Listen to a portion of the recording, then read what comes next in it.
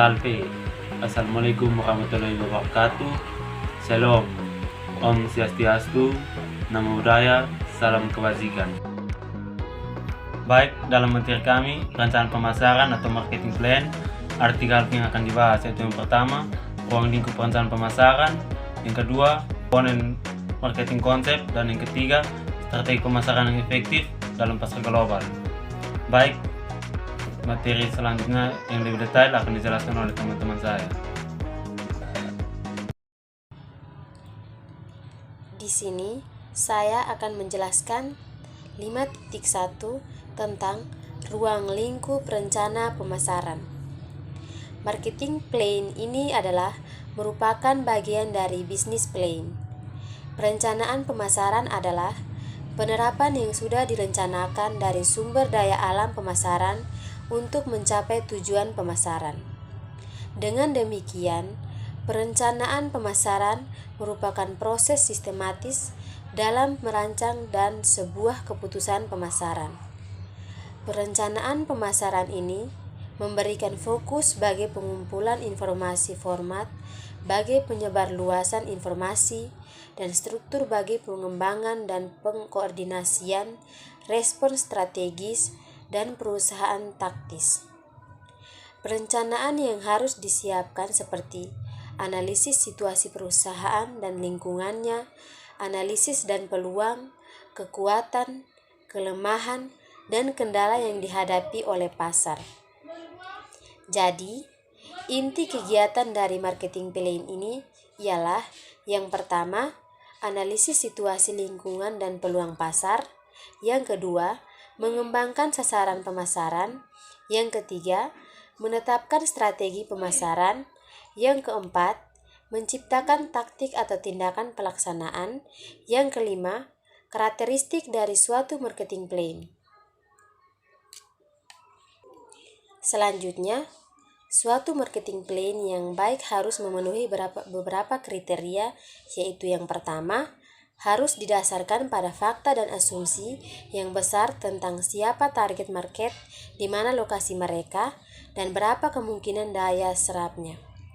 Yang kedua, bagaimana teknik promosi yang efektif. Yang ketiga, bagaimana perubahan harga di pasar. Yang keempat, bagaimana saluran distribusi. Yang kelima, bagaimana keadaan saingan. Yang keenam, bagaimana SWOT dari perusahaan. Dan yang ketujuh, siapkan sumber-sumber yang diperlukan seperti sumber daya manusia, keuangan, fasilitas, dan perkeperawatan. Selanjutnya, 5.2 komponen marketing konsep. Di dalam komponen marketing konsep ada 5 konsep yang dapat digunakan, yaitu yang pertama, konsep produksi, yang kedua, konsep produk, yang ketiga, konsep penjualan, yang keempat, konsep pemasaran, dan yang terakhir, konsep pemasaran sosial. Oke, baik. Di sini saya akan melanjutkan penjelasan dari materi sebelumnya, yaitu tentang komponen marketing konsep. Dalam komponen marketing konsep, bagian yang pertama itu ada konsep produksi. Yang kita tahu bahwa konsep produksi merupakan salah satu konsep pemasaran yang paling awal di mana perusahaan berfokus pada efisiensi proses produksi. Selain itu, konsep produksi ini juga fokus akan ketersediaan produk. Jadi, untuk mencapai hal tersebut, maka perusahaan perlu mengoptimalkan proses produksi yang dilakukan oleh perusahaan tersebut. Salah satu contoh dari penerapan konsep pemasaran ini adalah ketika suatu perusahaan memutuskan untuk memproduksi barang dagangannya di kota lain dengan biaya produksi yang rendah, hal ini dapat membantu perusahaan untuk bisa menawarkan barang atau produk dengan harga yang lebih terjangkau. Meskipun demikian, perusahaan wajib untuk selalu memperhatikan bagaimana kualitas dari produk-produk yang dihasilkan. Karena jika proses produksi tidak dilakukan sesuai dengan standar, maka perusahaan akan mengalami penurunan kualitas produk sehingga dapat berdampak pada penurunan penjualan. Yang berikut ada Konsep produk. Konsep produk mengusung gagasan bahwa kualitas dan kinerja yang baik menunjukkan bahwa pelanggan akan mencari alternatif yang inovatif dan selalu mencari yang terbaik dari apa yang tersedia di pasar. Oleh karena itu, untuk mencapai hal tersebut, maka perusahaan perlu melakukan strategi pemasaran yang berfokus pada peningkatan dan inovasi produk secara terus-menerus. Salah satu contoh pemasaran yang rutin melakukan inovasi akan produk yang mereka kembangkan adalah perusahaan yang bergerak di bidang teknologi. Perusahaan-perusahaan tersebut biasanya akan mengupdate fitur, fungsionalitas, atau bahkan menciptakan produk baru secara rutin. Yang berikut ada konsep penjualan. Pada konsep ini, perusahaan akan berorientasi pada penjualan. Artinya, perusahaan dapat mengembangkan suatu produk dan menjual ke target market tanpa mempertimbangkan kebutuhan atau keinginan konsumen. Konsep penjualan meyakini bahwa pelanggan akan membeli produk suatu perusahaan melalui penjualan secara agresif. Di sini, manajemen perusahaan memiliki fokus utama untuk membuat transaksi penjualan daripada membangun hubungan dengan pelanggan. Meskipun konsep ini dapat bekerja secara efektif untuk beberapa waktu, namun perlu dipahami bahwa konsep penjualan biasanya tidak dapat dipertahankan untuk waktu yang lama. Jadi, konsep ini hanya menawarkan keuntungan jangka pendek, tetapi tidak menawarkan keuntungan jangka panjang. Salah satu contoh perusahaan yang menjalankan konsep ini adalah perusahaan yang menjual soda pop atau soft drink. Berikutnya yaitu 4 tentang konsep pemasaran. Perusahaan yang mempercayai konsep pemasaran ini akan menempatkan konsumen sebagai fokus utama mereka. Mereka akan memahami apa yang menjadi kebutuhan dan keinginan konsumen, serta menjalankan strategi pemasaran sesuai dengan riset pasar, yaitu mulai dari konsep produk hingga penjualan. Tidak hanya itu saja, ketika penjualan sudah dimulai, lanjut untuk mengetahui feedback konsumen. Selain itu, perusahaan juga akan mencari tahu apakah perlu dilakukan suatu perbaikan untuk produk tersebut. Yang kelima yaitu konsep pemasaran sosial. Konsep pemasaran sosial ini adalah konsep pemasaran yang relatif baru. Saat menjalankan konsep ini, maka perusahaan diminta untuk memperhatikan 3 hal, yaitu yang pertama, keuntungan perusahaan, yang kedua, kepuasan dan keinginan konsumen, dan yang ketiga, kepentingan publik atau masyarakat. Dasarnya, seluruh perusahaan yang menjalankan bisnisnya untuk bisa menghasilkan keuntungan. Contoh penerapan pemasaran sosial ini seperti ketika perusahaan mobil yang menggunakan lebih sedikit bahan bakar untuk meningkatkan kepuasan. Karena perusahaan juga memegang konsep pemasaran sosial, maka perusahaan juga mengembangkan mobil yang tidak mengeluarkan banyak polusi untuk kesejahteraan sosial. 5.3 Strategi pemasaran yang efektif dalam pasar global. Ada 4 strategi pemasaran yang efektif dalam pasar global, yaitu yang pertama melakukan ekspor, yang kedua menegosiasikan kesepakatan waralaba franchise atau lisensi, dan yang ketiga membentuk usaha patungan atau joint venture, dan yang keempat melakukan investasi langsung di negara lain. Materi 5.3 Strategi pemasaran yang efektif dalam pasar global. Untuk rincian dari strategi tersebut, yang pertama ada ekspor. Ekspor merupakan kegiatan produksi barang di suatu negara dan menjual hasilnya ke negara lain. Ada 2 aktivitas ekspor, yaitu yang pertama, ekspor tidak tetap. Ekspor tidak tetap merupakan suatu kegiatan ekspor hanya dilakukan apabila ada permintaan konsumen dari negara lain. Yang kedua ada ekspor aktif.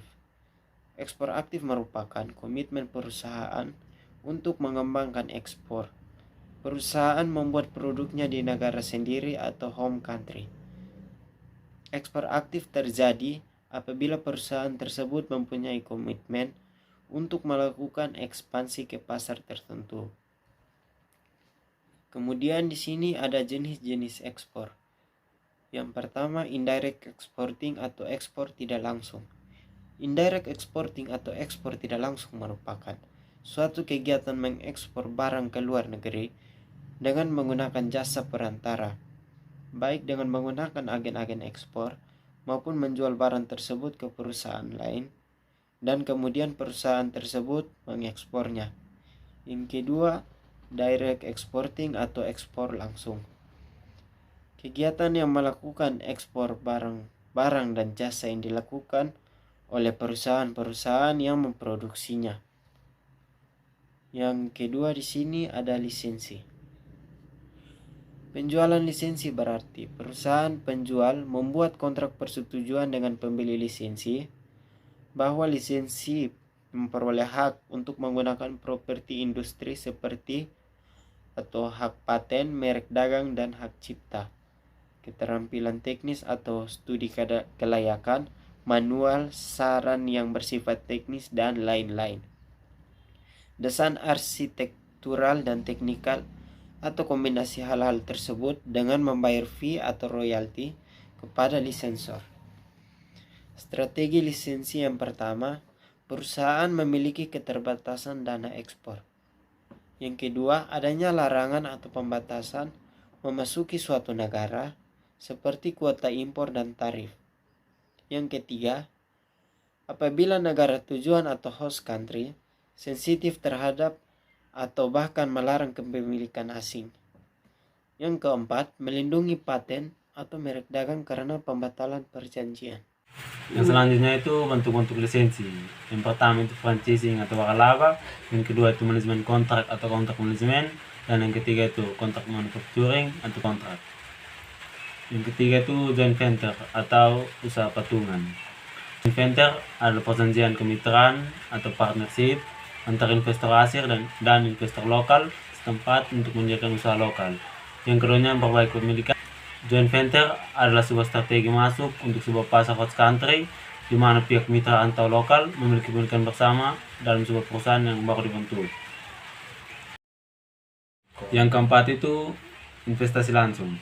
Strategi investasi langsung ini sebagai wholly owned subsidiaries, yaitu sebagai strategi masuk ke host country dengan cara mendirikan sebuah anak perusahaan yang kepemilikannya 100% dipegang oleh perusahaan.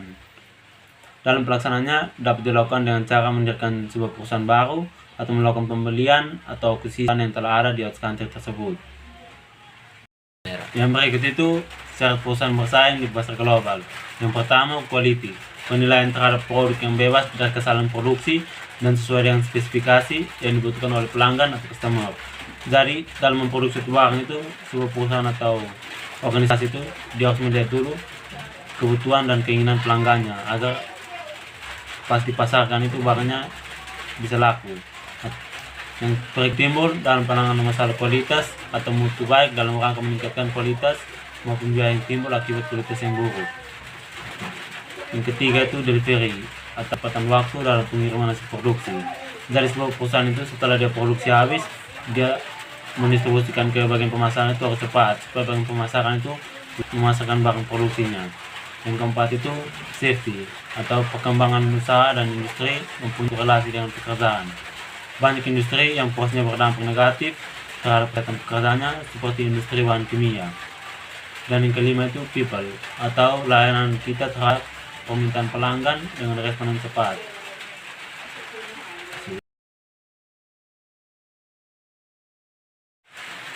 Cukup sampai di sini materi ini. Bila ada kesalahan mohon dimaafkan, bila ada perasaan mohon diungkapkan. Semoga apa yang kami sajikan dalam video ini dapat dimengerti oleh teman-teman semua. Sekian dan terima kasih. Jangan lupa dukung kami.